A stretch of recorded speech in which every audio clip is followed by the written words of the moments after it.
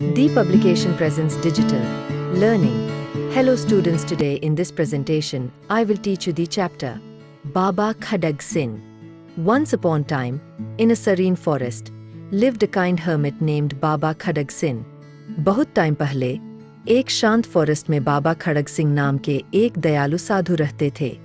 His only treasure was a magnificent horse, spirited, fast, and incredibly loyal. उनकी एकमात्र संपत्ति एक शानदार हॉर्स था, फास्ट, स्पिरिटेड और incredibly loyal.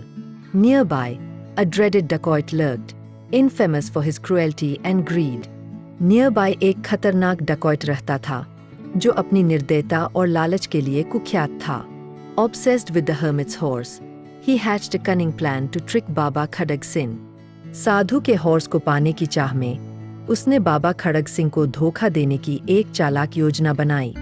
Disguised as a poor man, he approached the hermit with false humility. Poor man का वेश धारण कर वह झूठी विनम्रता के साथ साधु के पास गया. बाबा खड़ग Singh welcomed him warmly, unaware of the man's true intentions. बाबा खड़ग सिंह ने उसे स्नेहपूर्वक वेलकम्ड किया, बिना उसके असली इरादों को जाने. The dacoit begged for a ride, and the trusting hermit readily agreed. dacoit ने सवारी करने की विनती की और भरोसेमंद साधु ने तुरंत हामी भर दी. Once on horseback, the dacoit marveled at its speed, plotting to claim it as his own. Horse पर बैठते ही dacoit उसकी स्पीड देखकर दंग रह गया और उसे अपना बनाने की साजिश रचने लगा. Upon returning the horse, the dacoit revealed his true identity, striking fear in the hermit. Horse returning समय dacoit ने अपनी असली पहचान उजागर कर दी, जिससे साधु भयभीत हो गया.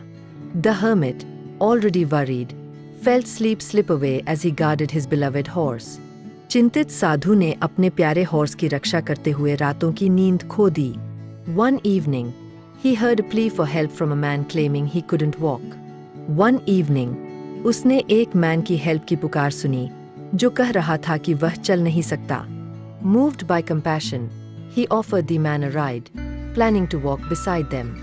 दयालुता से प्रेरित होकर बाबा ने उसे हॉर्स पर बैठाया और स्वयं पैदल चलने लगे.